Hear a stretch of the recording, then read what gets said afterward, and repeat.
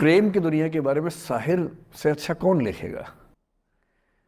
तारुफ समझते हैं? तारुफ मतलब परिचय, इंट्रोडक्शन।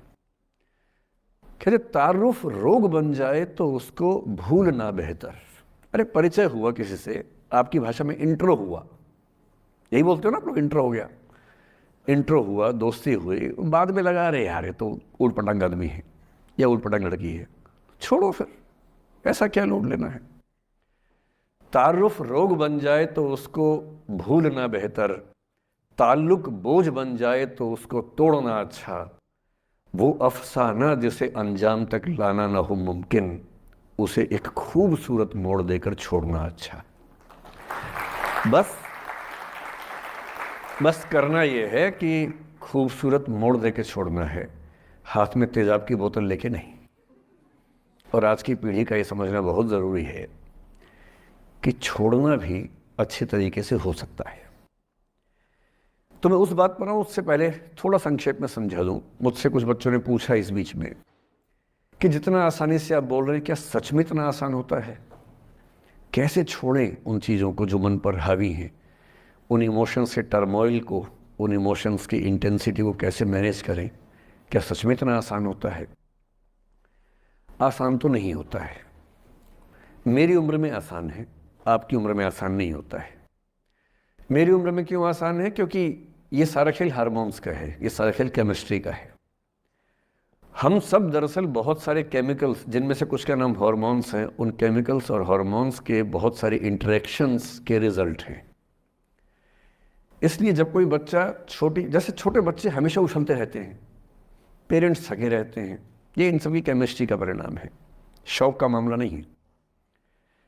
आपकी उम्र जो होती है किशोरावस्था और युवावस्था की शुरुआती उम्र, मैं मान के चल रहा हूँ कि आप सब लोग 17 से 22-23 के बीच के लोग हैं, बच्चे हैं। कुछ तो अभी शादी भी नहीं कर सकते होंगे, वो वाले होंगे ना। लड़के तो नहीं कर सकते होंगे भी, 21 के कहाँ हुए होंगे। तो वो वाली उम्र आप लोगों की है। इस उम्र में इमोशंस का टर्मोइल, इस उम्र में इमोशंस का बिखराव इतना ज़्यादा होता है कि संभालना बड़ा मुश्किल होता है। जैसे जैसे आप मैच्योर होंगे, बड़े होंगे, बूढ़े होंगे, बूढ़े और मैच्योर काफ़ी हद तक समानार्थक शब्द होते हैं। बूढ़ा आदमी आमतौर पर मैच्योर हो ही जाता है, और जो मैच्योर हो जाता है उसको लोग बुढ़ा ही बोलते हैं, चाहे वो दोस्त हो आपका। तो मैच्योर होने के बाद मैच्योरिटी के कई लक्षण हैं, 10-20 लक्षण। उनमें से एक ये है कि आपके इमोशंस में इंटेंसिटी उतनी नहीं रह जाती जितनी बचपन में होती है। मसलन कोई आपका दोस्त आपसे कुछ खराब कह दे, आप 3-4 घंटे बेचैन रहेंगे, बार बार मैसेज टाइप करेंगे, फिर डिलीट करेंगे, फिर टाइप डिलीट, वो भी टाइप डिलीट चल रहा है। एक दिन हो गया बात हुए, ना वो पढ़ पा रहे हैं ना आप पढ़ पा रहे हैं, बेचैनी चरम पे है। अब इतना ही मामला है, नाक का सवाल है कि पहले कौन झुकेगा। सारे संबंधों में स्तर इसी बात से तय होता है कि पहले कौन झुकेगा, और जो एक आध बार झुक गया वो जिंदगी भर झुकता है उसके बाद। इससे लोग शुरू में बहुत केयरफुल होते हैं कि झुकना नहीं है।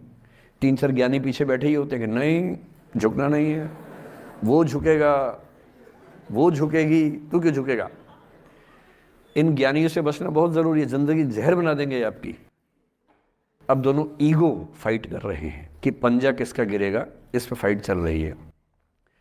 2 दिन हो गए, 3 दिन हो गए, उसके बाद एक आध आदमी पिघल जाता है, उसको लगता है भाड़ में जाए यार, बात ही नहीं हो पा रही, तुम ईगो कर रहे हो।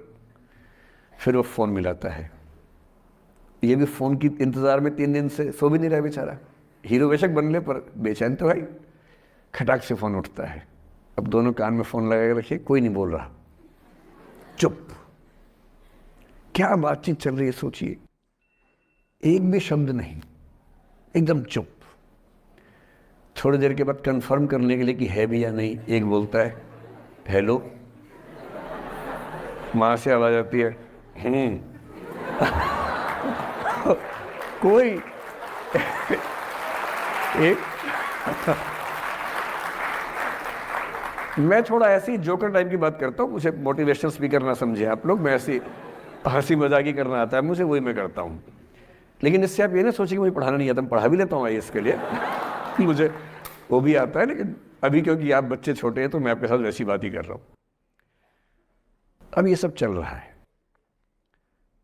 अब इसमें अगर कोई एक व्यक्ति झुक गया, बात आगे हो गई तो हो गई, वरना कई रिश्ते ऐसे भी होते हैं जो इसी बिंदु पे खत्म हो जाते हैं कि तेरा भाई नहीं झुकेगा, भाभी झुकेगी, और उधर जीजू झुकेंगे, दीदी नहीं झुकेगी, जीजू झुकेंगे, दीदी क्यों झुकेगी, और ना जीजू झुक रहे ना भाभी झुक रही और उस चक्कर में जो अभी बेचारा रिश्ता बना भी नहीं था, वही वो ज़मींदोज़ हो गया, वही वो ख़त्म हो गया।